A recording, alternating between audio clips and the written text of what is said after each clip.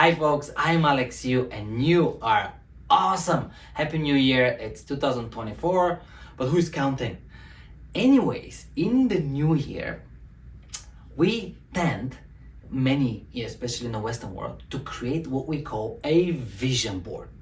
So I thought, what a great topic today to have, but talk about vision boards and are they the work of the ego?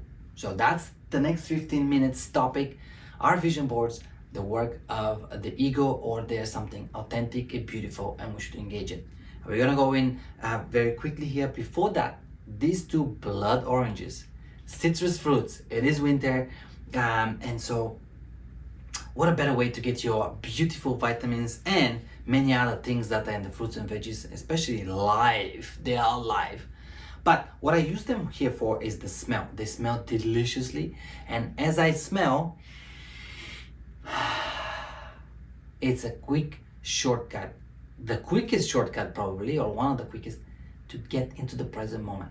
Because while you're smelling, or the brain is processing the smell, it cannot be lost in the mind, right? So you automatically become present. That's why they say smell the roses, but in this case, we smell the oranges. Now, let's get into it in the next few minutes here. We have already pretty much done with our vision boards, my wife and I. So vision boards are something that we engage in, and I think it's really important to look into it because they are definitely two ways to set them up. And I'm not talking about how you're going to create them as, visually, the design of them, etc. There's many different ways to set up a vision board. That is not the purpose of this video. But the purpose is, what's the intent behind the vision board? And is it something that we should engage in? Is it the work of the ego? Because this is mind tribe. We talk about topics are about that ego talk, right? Or are they something really authentic and beautiful, and that they move you toward the present moment? They move you toward waking up of the mind chatter, the conversation, the narrative, and the story here into the beautiful being that you actually are. And the answer is, as I said, there's two ways to approach this.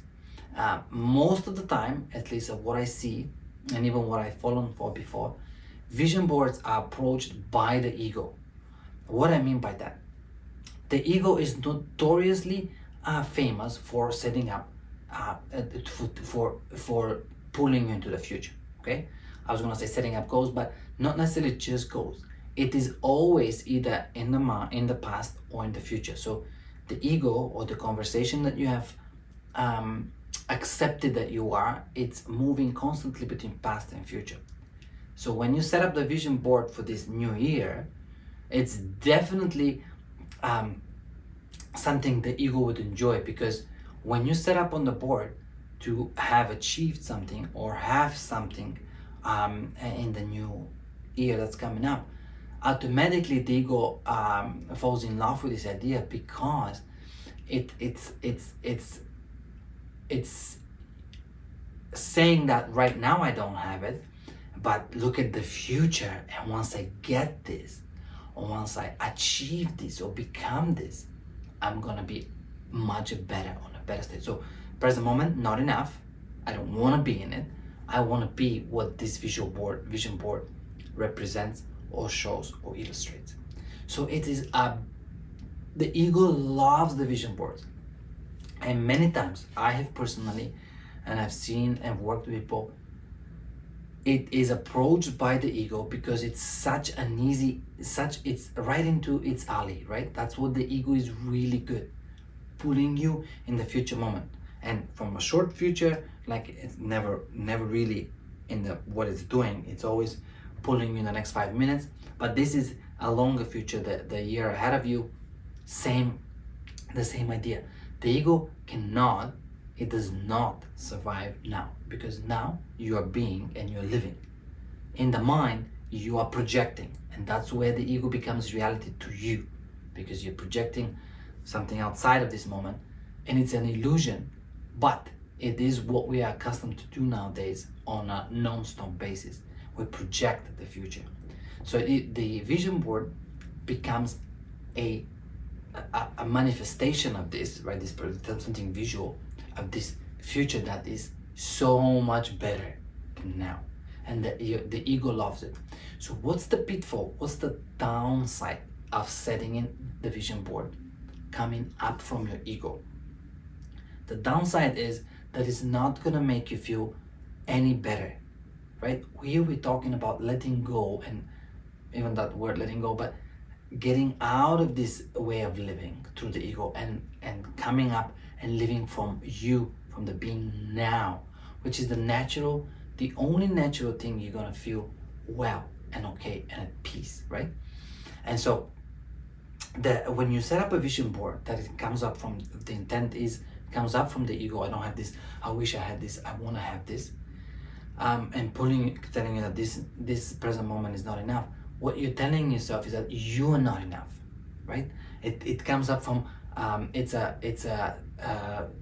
a stressful pull towards achieving something, but neglecting now, because it's pulling you towards getting this or achieving this, but the moments to get there, they're not important.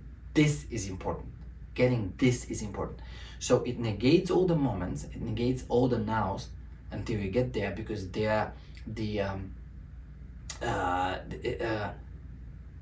they become the mean to an end, right? And so from that perspective, subconsciously, unconsciously, how you're gonna live this year is like constantly pull towards this goal, and you probably will get it or close to it, but the experience will be just as what you've experienced so far. I'm not enough, the present moment is not enough, oh, I want to get this.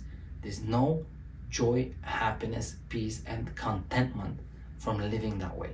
So in fact, we get to conclude that vision boards are a definite work of art of your ego, right? Of our, if you wish, collective, but also individual egos. They love it. They're not gonna, in no way, the vision board set up that way, like set up, oh, I need to have this. I'm going, from this perspective, the vision boards do you no good. They may do good as far as getting these things, but the feeling and your experience will be not a pleasant one. We'll be right back into the ego, and that's what we're talking about here. Not doing that, not living by it, but living by the beautiful being that you are. And your being does not exist in the future. It cannot. This thing cannot exist in the future, right? Neither can exist in the past. But mentally, the narrative you have, it's almost entirely in this virtue or this illusionary zones, past and future. So, but the vision boards can and should be set up from a different angle, and that angle is, I am coming up from curiosity, from deserving, knowing, because when you set it up from the ego point of view, you automatically say, I don't have this, right? Because you're putting it there to have. That means right now I don't have it, or I'm not, right? But you are everything. This is our play zone, right? To try to experience, to be curious. From this point of view, you're playing. Your being is excited, is curious, is achieving, is playing, really is what it is. Because your beautiful being is perfect. See, this is how we set up at the vision board. You know there's nothing you can achieve to make your being better. You are a perfect being. As a human being, you're perfect, right? As a wonderfully part of this existence. You're not separate, right? So you can play a game, the ego game, I don't have this, and you can have drama and suffering and trying to work hard to achieve things. Forget this, right? Let's look at a different way. You know you're perfect. I want to experience ABC, have ABC this year, to enjoy them, experience them, to see what the feeling is, the emotional experience would be. Yes, but I know full well that if I get this, whatever it is, it doesn't make me better. It doesn't make me more complete. It doesn't make me a a bigger, more important, more beautiful being, because you already are that being. So what I recommend to you when you look at that vision board or goals, if you're setting up goals, to look and just take a moment and say, wow, look, like what a wonderful human being I am. As a father, brother, sister, mother, grandfather, whatever it is, right? Friend, whatever you are inseparable part of this life, right? And as such, you're wonderfully beautiful human being. So when you look at that vision board, say, what would I like to experience? What do I want to throw this beautiful being into as an experience, as a gaining of emotional experience? And it could be a material thing, that's fine. But then when you work from that end and then setting it up from where, hey, this thing is gonna be amazing, exciting, new, I'm curious, and also from a point of view of deserving. Because this world works for you, not against you. Because see, the ego, when the ego sets up a vision board, it's gonna go out and fight, right? That's how the ego works. I'm gonna work hard, wake up earlier, and don't get in my way because I'm going. There's no way this is gonna be a pleasant experience. We know that, we can see it, right?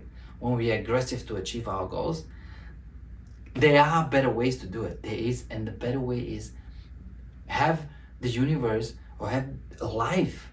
Okay, if the universe is kind of voodoo universe, life is your friend. You cannot do anything by yourself, right? Like no matter what it is.